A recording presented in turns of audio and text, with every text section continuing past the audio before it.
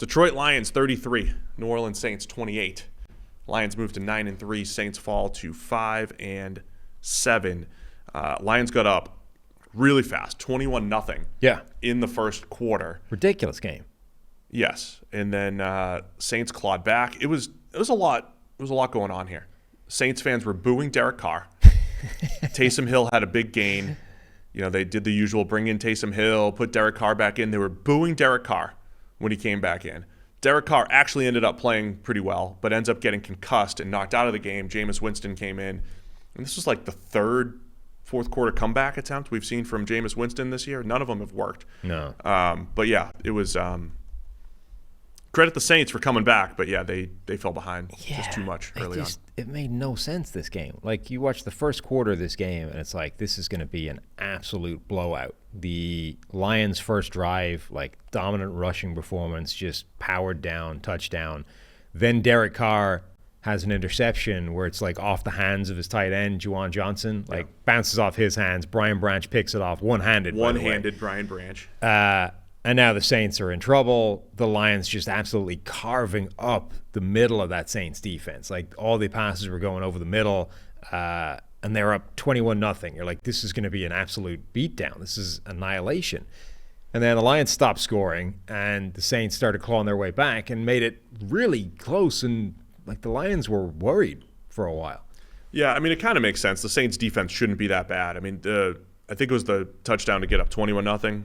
Amon-Ra St. Brown over the middle, lined up. He's got Zach Bond on him, who's a linebacker, and former pass rusher from Wisconsin. That is a massive mismatch, 25-yard touchdown where St. Brown just runs away from him. So yeah, the Lions were really good early. There was also a play early on, man. The Lions are just fascinating. It was 3rd and 7 on their very first drive, or I think just the third play of the game. And they just handed off to David Montgomery on 3rd and 7, just run inside zone, and picked it up. I mean, that was like when they ran on 4th and 5, 4th and 6 a few weeks ago against the Chargers. You don't see that. It wasn't a draw. You know, sometimes you get the old school, I'm going to run a draw, really catch them off guard. This was just like they ran inside zone against a favorable look. That is one of the things I think Ben Johnson does really well with the Lions, is adjusting to looks. And again, running when you're expecting pass and passing when you're expecting run. Then they get into the goal line and they run single back with 4 tight ends across the board, including their extra offensive linemen, and change the blocking scheme around where the Saints just completely outmanned and David Montgomery walks in for a 2-yard touchdown. I mean, there's just so many of those plays where they're stealing yards by great scheme and execution, Detroit's offense. So you saw a lot of that. Jahmyr Gibbs, 36-yarder to kind of set up that David Montgomery touchdown. So yeah, the Lions, they had a lot of big plays. Sam Laporta continues to be awesome. 9 catches for 140 for the rookie tight end. Huge game for him. He was uncoverable. They move him all around the formation. Just a lot of things to like about that Lions offense. But yeah, there was a lull in the middle of the game where they weren't moving the ball as much and the Saints were crawling back in. Yeah, and the Saints every time the Saints got into the red zone, they were scoring, which made a difference. Like completely different team when they actually score in the red zone. Right, they put themselves in a hole, but they were 2 for 2 in the red zone early. Then they got a stop when they were down 10. Like they started to make this a game in a pretty quick sequence of plays. The Lions have to kick a field goal to go up by 6. The Saints have the ball back. You're like, wow, all the momentum is with the Saints. The Lions just settle for a field goal. Like, they could take the lead. You just drop a momentum line? Yeah. And then the Saints fumble the snap.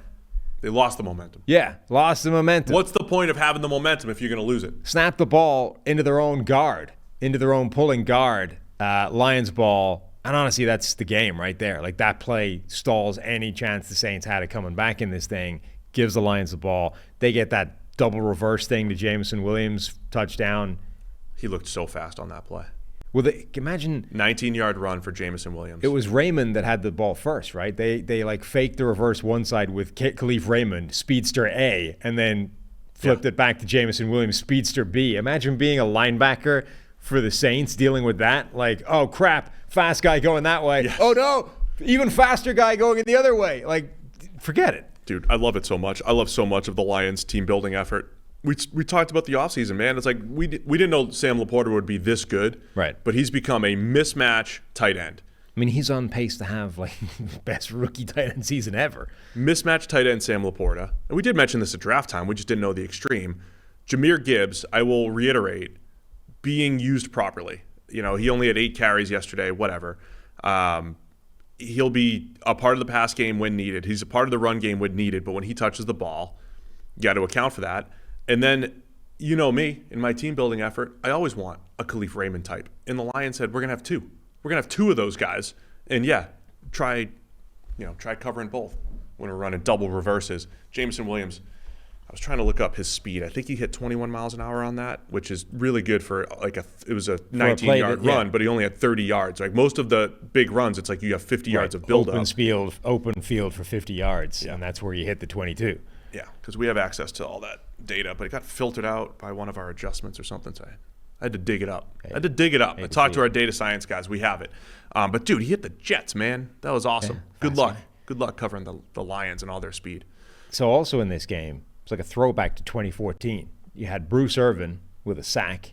Yeah. You then had Bruce Irvin knocking Derek Carr out of the game because he was tackling like it was 2014 He did. He forgot that you can't put all your body weight, even though it's not a lot of body weight, you can't put all of it on the quarterback. Well, and it wasn't so much that he just put all of his body weight on the quarterback. It was like he used his body weight to spear the quarterback into the turf, which whatever about landing on him by mistake with all of your weight, like this was actually, you just spear tackled him into the ground. You really can't do that. You might get away occasionally with falling on him. You definitely can't drive him into the ground like it's 1998 anymore. You can't do that. So he gets a penalty on that play, but he did knock the quarterback out of the game. So, cost-benefit analysis, you can argue that was worth it. Anyway, in the same game where Bruce Irvin is like a major factor for the Lions as a pass rusher, Jimmy Graham is getting a touchdown.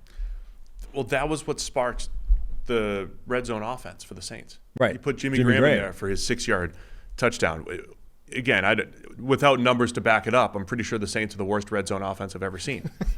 And the numbers aren't great either. I mean, I've highlighted Carr's got the lowest grade or one of the lowest grades in the red zone, and they had multiple games where they got into the red zone 5 times and scored 0 touchdowns or 1 touchdown. Like it was horrendous. But yeah, the Saints are a completely different team. When they actually score in those scoring opportunities, they just dug themselves a hole, in part because they had a drop go into Brian Branch's hands for a pick, much like week 1 where Branch had, tip drill interception against Mahomes and the Chiefs. So that part might be encouraging for the Saints. But Derek Carr, he finished as 17 of 22 for 226. A lot of big plays in there, throwing the ball down the field to Chris Olave.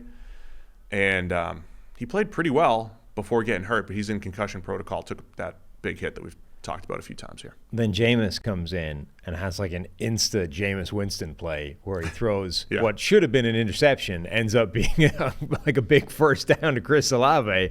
Was that Olave or A.T. Perry? I thought it was Olave. Yeah. Brian Branch tips it.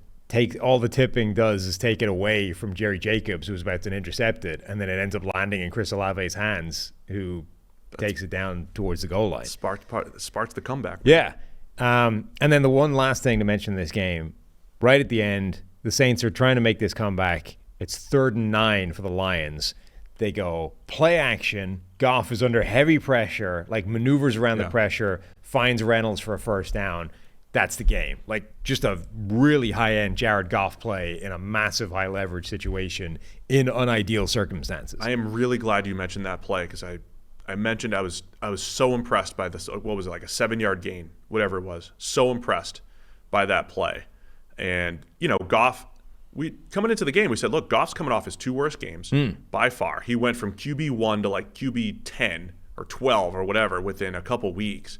But one thing he's been fantastic at is avoiding sacks for the Lions, especially when under pressure. 4th best in the league as far as sack rate when under pressure this season. And I thought his pocket movement on that play for just a 7 or 8 yard gain, whatever it was just outstanding. And that was what won it for the Lions. So credit Jared Goff, and I'm glad you mentioned that play.